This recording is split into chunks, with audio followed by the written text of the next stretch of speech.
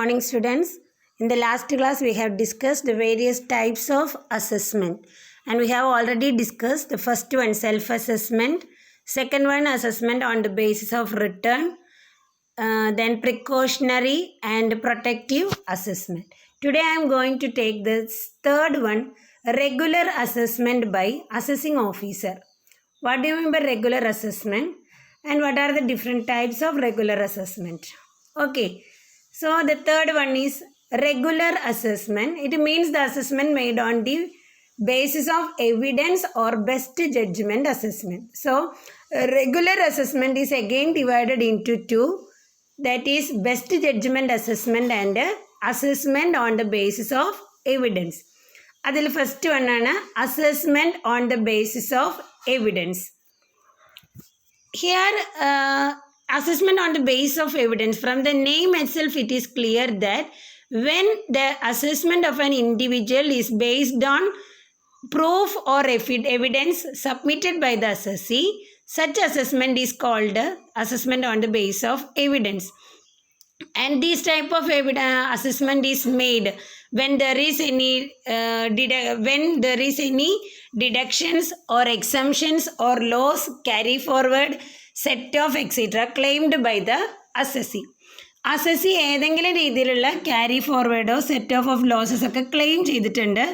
പക്ഷെ ആ ക്ലെയിം ചെയ്തേക്കണേൽ നമ്മുടെ അസസ്സിക്ക് എന്തെങ്കിലും രീതിയിലുള്ള അസസ്സിങ് ഓഫീസർക്ക് ഏതെങ്കിലും രീതിയിലുള്ള ഒരു ഡൗട്ട് തോന്നുകയാണെങ്കിൽ such assessment is made or such exemption is allowed only after producing evidence of such a loss, deduction, exemption, etc.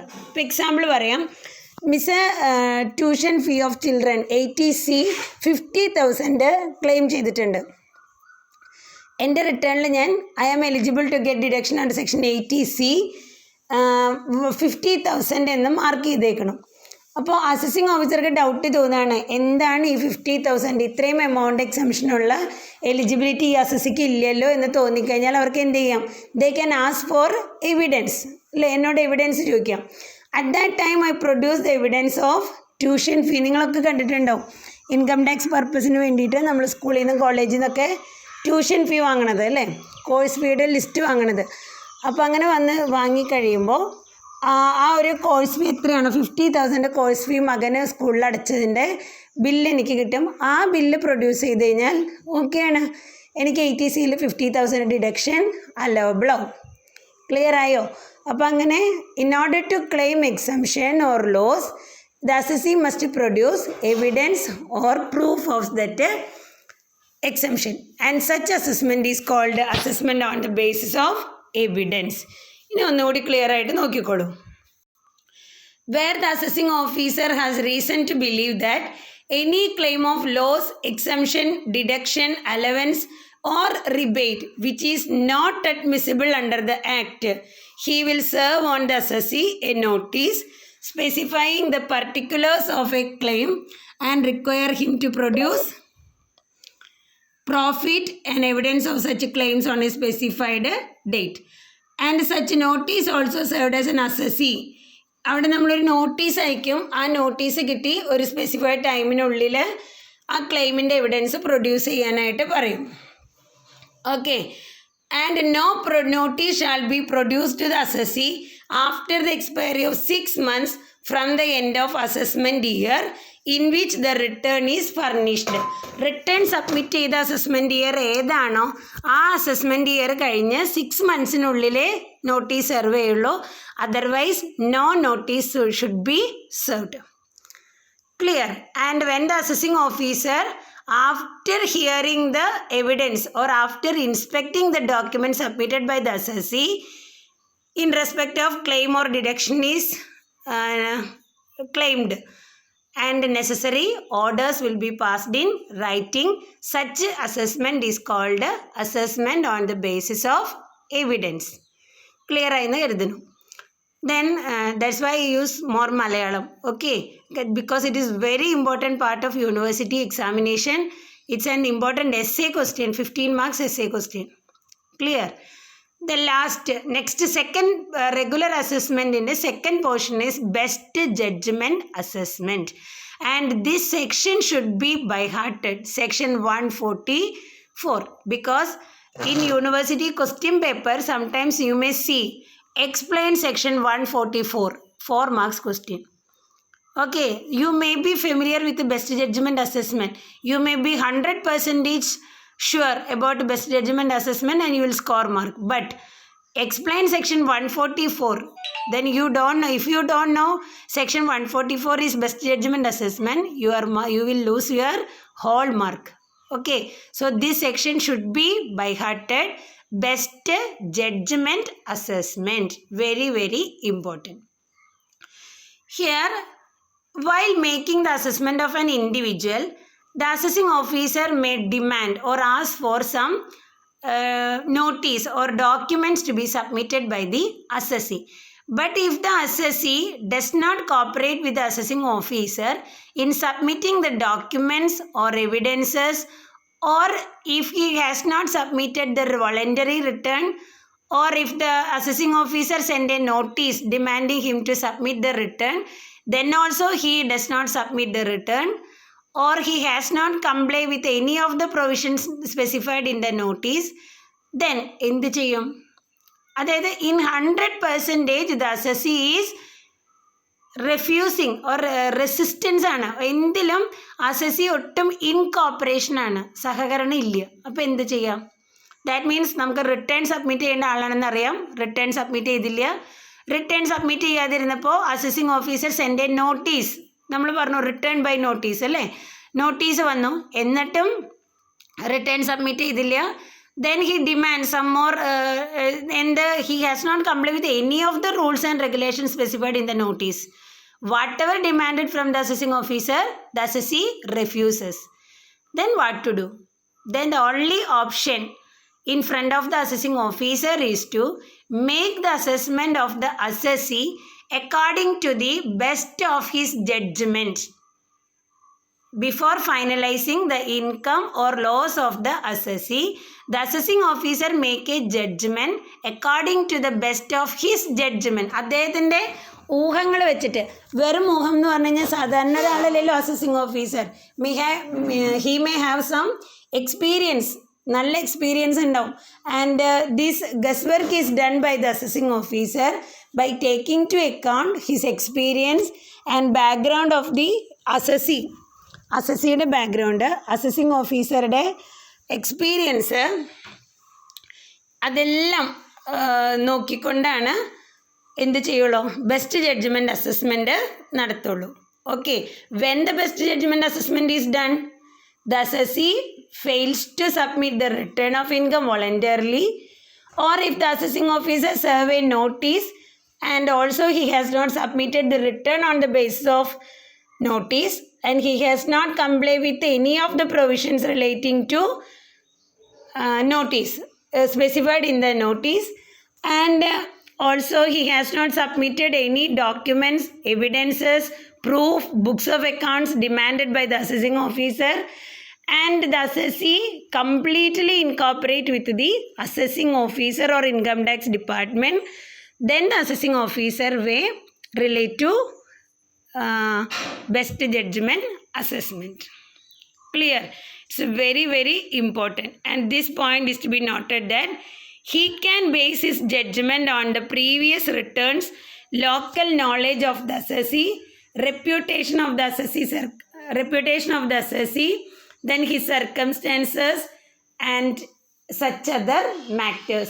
അസസിയുടെ reputation, അസസിയുടെ പ്രീവിയസ് റിട്ടേൺ സബ്മിറ്റ് ചെയ്തിരിക്കുന്നത്, പിന്നെ local knowledge of the assessee, അടുത്തുള്ള ആളുകളോട് ചോദിക്കുമ്പോൾ കിട്ടുന്ന അറിവ്, ഇതെല്ലാം വെച്ച്, and also the experience of the assessing officer, ഇതെല്ലാം വെച്ചുകൊണ്ടാണ് ബെസ്റ്റ് ജഡ്ജ്മെൻറ്റ് അസസ്മെൻറ്റ് നടത്തുന്നത്.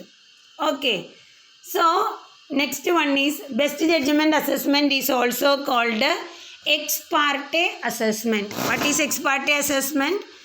Best judgment assessment is also called ex parte assessment. And best judgment assessment may be two types. First one is compulsory best judgment assessment. Second one is discretionary best judgment assessment. Compulsory best judgment assessment is made, that is section 144, is known as compulsory best judgement assessment and it is done by എപ്പോഴാണ് ചെയ്യണേ? ഇപ്പോൾ miss പറഞ്ഞതാണ്, fails to file voluntary return, belated return or revised return, or fails to comply with all the terms of a notice, or fails to comply with the directions issued by the income tax department, or has been made the return but the assessing officer considered it to be incorrect or incomplete and also serve a notice to rectify that. ഒന്നുകിൽ notice return submit ചെയ്യാതിരിക്കുക, നോട്ടീസിനോട് പ്രതികരിക്കാതിരിക്കുക, directions കൊടുക്കുന്നത് പാലിക്കാതിരിക്കുക, അതല്ലെങ്കിൽ already return submit ചെയ്തു പക്ഷെ അത് ഇൻകംപ്ലീറ്റോ ഇൻകറക്റ്റോ ആണ്, ആ കാര്യം ഒരു നോട്ടീസ് മുഖേന അറിയിച്ചിട്ടുണ്ട്, അസസിങ് ഓഫീസറെ അറിയിച്ചിട്ടുമുണ്ട്, എന്നിട്ടും അതിനോട് പ്രതികരിക്കാതിരിക്കുക.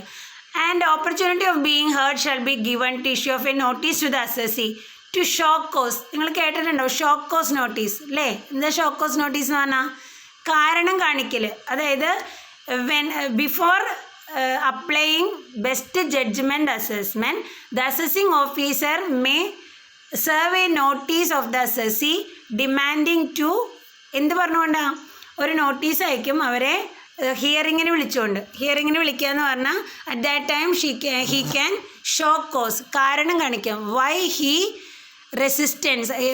Y he incorporate with the income tax department, എന്തുകൊണ്ടാണ്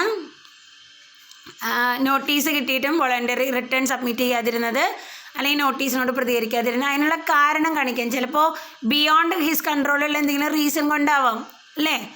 ഇപ്പോൾ നമ്മളിപ്പോൾ പെട്ടെന്ന് ഒരു ആക്സിഡൻറ്റ് വന്നു, പാരലൈസ്ഡ് ആയിട്ട് കിടക്കുകയാണ്, അല്ലെങ്കിൽ അങ്ങനെ എന്തെങ്കിലും ലൂസിഡ് ഇൻ്റർവെൽസിൽ ഒരു എന്താ പറയുക മാനസികമായിട്ട് എന്തെങ്കിലും പ്രോബ്ലം വന്ന സമയമോ അങ്ങനെ ഹിസ് ബിയോണ്ട് കൺട്രോൾ കൊണ്ടാവാം അയാൾ ആ ഒരു ഇൻകോർപ്പറേഷൻ കാണിച്ചു. അപ്പോൾ എന്ത് തന്നെയാണെങ്കിലും he must give an opportunity of hearing in which he can show cause. Okay, so this is the compulsory best judgment assessment ഈ സിറ്റുവേഷനിൽ നടത്തുന്നത്. Second one is discretionary best judgement assessment. അവിടെ ഇത്ര ഒരു സിവിയർ ആണെന്നില്ല, but the assessing officer is not satisfied about the connection of the accounts, correctness of the accounts of the assessee, or where no method of accounting is regularly employed by the assessee, then he may at his discretion can do best judgment assessment. അതായത് accounts submit ചെയ്തേക്കണേൽ correct അല്ല എന്നൊരു തോന്നൽ, അക്കൗണ്ട്സിൽ എന്തൊക്കെയോ assessee എന്തൊക്കെയോ പ്രശ്നങ്ങൾ ചെയ്തിട്ടുണ്ടെന്ന് assessing ഓഫീസർക്ക് തോന്നുകയാണ്, അല്ലെങ്കിൽ എന്താണ് ഒരേ മെത്തേഡ് ഓഫ് അക്കൗണ്ടിങ് അല്ല, എപ്പോഴും ആൾ ഇടയ്ക്കിടയ്ക്ക് മാറ്റണു അക്കൗണ്ടിങ് മെത്തേഡ്സ്. അക്കൗണ്ടിങ്ങിൽ യൂസ് ചെയ്യുന്നത് ഇപ്പോൾ നമുക്കറിയാം ഡിപ്രീസിയേഷൻ സ്ട്രേറ്റ് ലൈൻ മെത്തേഡിൽ ചെയ്യാം, ഡിമിനിഷിങ് വാല്യൂ മെത്തേഡിൽ ചെയ്യാം. പക്ഷെ നമ്മൾ പണ്ടേ പഠിച്ചിട്ടുണ്ട് ഏത് മെത്തേഡാണോ ഫോളോ ചെയ്യണേ അത് മിനിമം ഒരു 5 ഇയേഴ്സിനെങ്കിലും നമ്മൾ അതേ മെത്തേഡ് കണ്ടിന്യൂ ചെയ്യണം, അല്ലെങ്കിലാണ് ഒരു കമ്പാരിസണും എല്ലാം നടക്കുള്ളൂ. അപ്പോൾ അങ്ങനെ ഡിഫറെൻറ്റ് മെത്തേഡ്സാണ് ആൾ യൂസ് ചെയ്യുന്നതെങ്കിൽ അങ്ങനെയൊക്കെ തോന്നുകയാണെങ്കിൽ അവിടെ എന്ത് ചെയ്യാം, assessing officer can make discretionary best judgment assessment. Okay, then is the procedure as same as compulsory best judgment assessment. കമ്പൽസറിയിൽ എന്ത് പ്രൊസീജിയറാണ് എടുക്കണേ സെയിം പ്രൊസീജിയറാണ് ഡിസ്ക്രിഷണറി ബെസ്റ്റ് ജഡ്ജ്മെൻറ്റ് അസസ്മെൻറ്റിലും. ഇനി 2 കേസിലാണ് പ്രധാനമായിട്ടും ഡിസ്ക്രിഷണറി ബെസ്റ്റ് ജഡ്ജ്മെൻറ്റ് അസസ്മെൻറ്റ് എടുക്കണേ. ഫസ്റ്റ് കേസ് എന്ന് പറയുന്നത് assessee becomes liable assessing officer is not satisfied about the correctness of accounts submitted by the assessee, or second case where no single method of accounting is regularly kept by the assessee, or the method of accounting is frequently changed. Okay, so you may be get familiarized with the best judgment assessment, both compulsory and discretionary. The next is consequences of, നമുക്കറിയാം best judgement എന്ന് പറഞ്ഞാലും ആ പേരിൻ്റെ best ഒരു കളിയാക്കലാണെന്ന് അല്ലേ? കാരണം എങ്ങനെയായാലും നമ്മൾ മര്യാദയ്ക്ക് നമ്മുടെ ഇൻകം കാൽക്കുലേറ്റ് ചെയ്ത് വോളണ്ടറി റിട്ടേൺ സബ്മിറ്റ് ചെയ്തെങ്കിൽ നോർമലേ വരുള്ളൂ.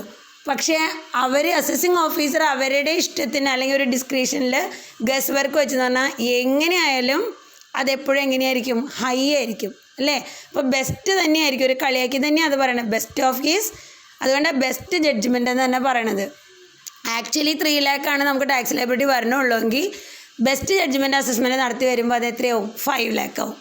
അപ്പോൾ അതുകൊണ്ട് എന്താണ് ബെസ്റ്റ് ജഡ്ജ്മെൻറ്റ് വന്നു കഴിഞ്ഞാലുള്ള കോൺസിക്വൻസസ്, അസസിക്കുള്ള consequences? 1, assessee becomes liable to penalty. അസസിക്ക് പെനാലിറ്റി വരും. Sometimes he may liable to prosecution. എന്താ പ്രോസിക്യൂഷൻ എന്ന് പറഞ്ഞാൽ? ജയിലിൽ പോയി കിടക്കേണ്ടി വരുന്ന. Okay. Then third one, the assessee is prevented from bringing any facts or documents before the appellate tribunal if an appeal is preferred against best judgment assessment. അവിടെയാണ് വലിയൊരു കുരുക്ക് എന്ന് പറയണത്. എന്ന് പറഞ്ഞാൽ ബെസ്റ്റ് ജഡ്ജ്മെൻറ്റ് അസസ്മെൻറ്റ് നടത്തി കഴിഞ്ഞാൽ അസസിക്കുള്ള the only remedy is to give an appeal to the appellate authorities. Income ടാക്സിൻ്റെ അതോറിറ്റീസിൽ നമ്മൾ പറഞ്ഞു income tax commissioner for appeals അങ്ങനെയൊക്കെ പറഞ്ഞില്ലേ. That means he can go for an appeal. പരാതി കൊടുക്കാം ബെസ്റ്റ് ജഡ്ജ്മെൻറ്റ് അസസ്മെൻറ്റിന് എഗെയിൻസ്റ്റ് ആയിട്ട്. പക്ഷെ അങ്ങനെ പരാതി കൊടുക്കുമ്പോൾ ഒരു വലിയ പ്രോബ്ലം എന്ന് പറയുന്നത് he is not eligible to produce any extra documents. നമ്മൾ ഹിയറിങ്ങിന് വിളിച്ചു കാരണം കാണിക്കാൻ വേണ്ടി. ബെസ്റ്റ് ജഡ്ജ്മെൻറ്റ് അസസ്മെൻറ്റ് നടത്തുന്നതിന് മുൻപ് കാരണം കാണിക്കാൻ ഹിയറിങ്ങിന് വിളിച്ചപ്പോൾ ആളോട് എവിഡൻസും ഡോക്യുമെൻറ്റ്സും ഒക്കെ സബ്മിറ്റ് ചെയ്യാൻ പറഞ്ഞില്ലേ. ആ സമയത്ത് സബ്മിറ്റ് ചെയ്തതല്ലാത്ത ഒരു എക്സ്ട്രാ ഡോക്യുമെൻ്റ് പോലും he is not liable to carry. ഈ ഒരു അപ്പീലറ്റ് ട്രിബ്യൂണലിൻ്റെ മുന്നിൽ അപ്പീലിന് പോകുമ്പോൾ അത് വിട്ടുള്ള ഒരു എക്സ്ട്രാ ഡോക്യുമെൻറ്റും കൊണ്ടുപോകാൻ പാടില്ല എന്ന് പറഞ്ഞാൽ ബെസ്റ്റ് ജഡ്ജ്മെൻറ്റ് അസസ്മെൻറ്റ് നടത്തി കഴിഞ്ഞാൽ പെട്ടു എന്നർത്ഥം. പിന്നെ അതിന് സൊല്യൂഷനൊന്നും ഇല്ല. മനസ്സിലായോ? കാരണം നമ്മളിപ്പോൾ ആദ്യം ഇൻകം കാണിച്ചുകൊണ്ട് നമ്മളൊരു ബാങ്കിൻ്റെ ഡെപ്പോസിറ്റാണ് 10 ലക്ഷം എന്ന് പറഞ്ഞിട്ട് നമ്മൾക്ക് കാണിച്ചാൽ മതി. പക്ഷെ നമ്മൾ 10 ലക്ഷം അയ്യോ അത് അത്രയും ടാക്സ് വരില്ലേ വെച്ചിട്ട് എവിഡൻസ് കാണിച്ചില്ല. അപ്പോൾ എന്ത് ചെയ്തു? ഇവരുടെ ബെസ്റ്റ് ജഡ്ജ്മെൻറ്റ് അനുസരിച്ച് ബാങ്കിൽ 15 ലക്ഷം ഇൻവെസ്റ്റ്മെൻറ്റ് ഉണ്ട് എന്ന് പറഞ്ഞിട്ട് അങ്ങോട്ട് കാണിച്ചു വെച്ചു. ഓക്കെ. അപ്പീലറ്റ് ട്രിബ്യൂണലിൻ്റെ മുന്നിൽ പോകുമ്പോൾ ഇയാൾക്ക് തോന്നി ഈശ്വര കറക്റ്റ് 10 ലക്ഷം കാണിച്ചാൽ അത്രയല്ലേ ടാക്സ് വരുള്ളൂ എന്ന് പറഞ്ഞിട്ട് കാണിക്കാൻ പറ്റില്ല എന്ന്. കാരണം മുൻപ് കൊടുക്കാത്ത ഒരു എക്സ്ട്രാ ഡോക്യുമെൻറ്റും പിന്നീട് ക്യാരി ചെയ്യാൻ പറ്റില്ല. These are the consequences. ഇനി റെമഡി. പെട്ടുപോയി. ഇനി എന്താണ് അതിൽ നിന്നുള്ളൊരു remedy?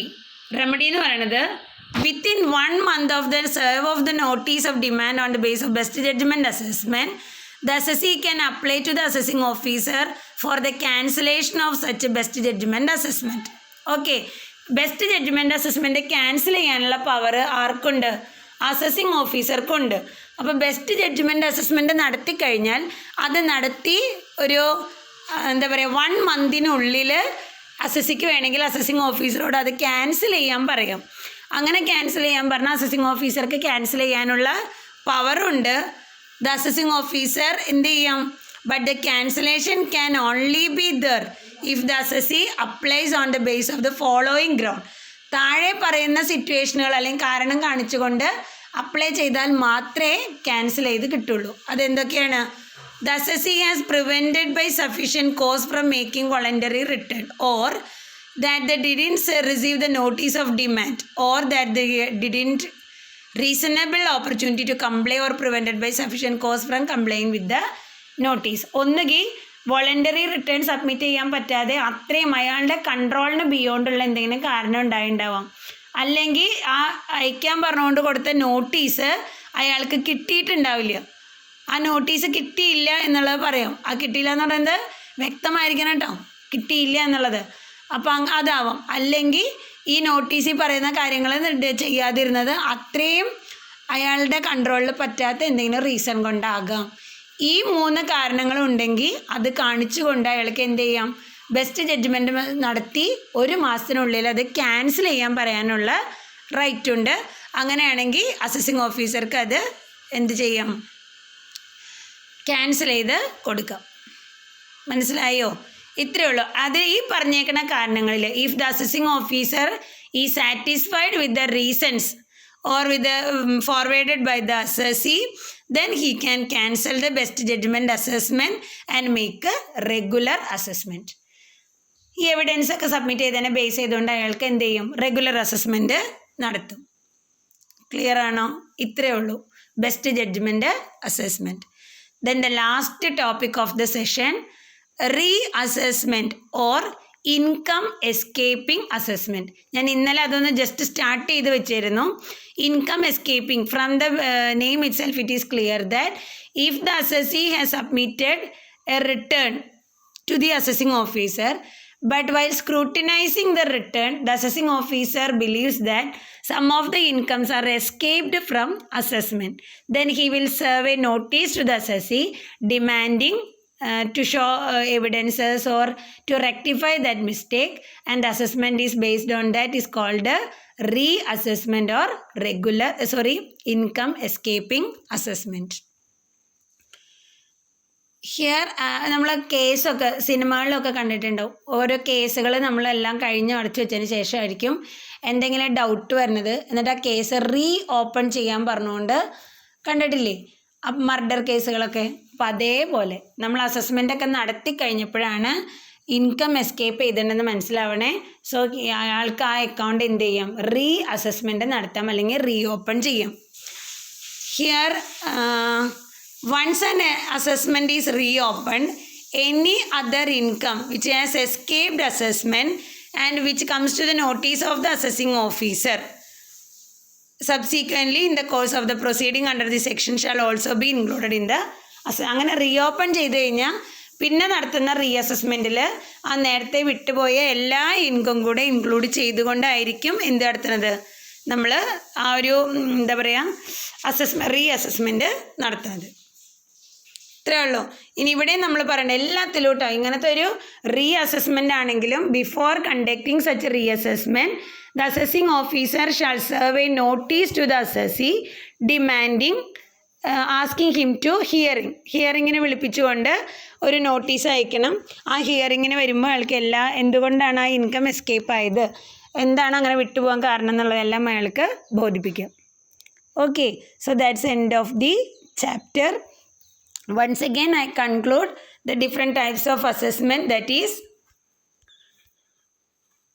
self-assessment, assessment on the basis of return, regular assessment, that is regular assessment il thanne rendanne edana, assessment on the basis of return, assessment on the basis of evidence, and best judgment assessment. Best judgment assessment is again divided into two, which are they? Compulsory best judgment assessment and discretionary best judgment assessment. And next reassessment or income escaping assessment, and the last one is precautionary or protective assessment. Clear? So it's very important essay question for university. Then this is the end of the second module. Okay, so in the next session, second hour, we will have a Google Meet and we can conclude the first and second module with the module wise question bank. Okay, so all of you should be present in the Google Meet. Okay, thank you.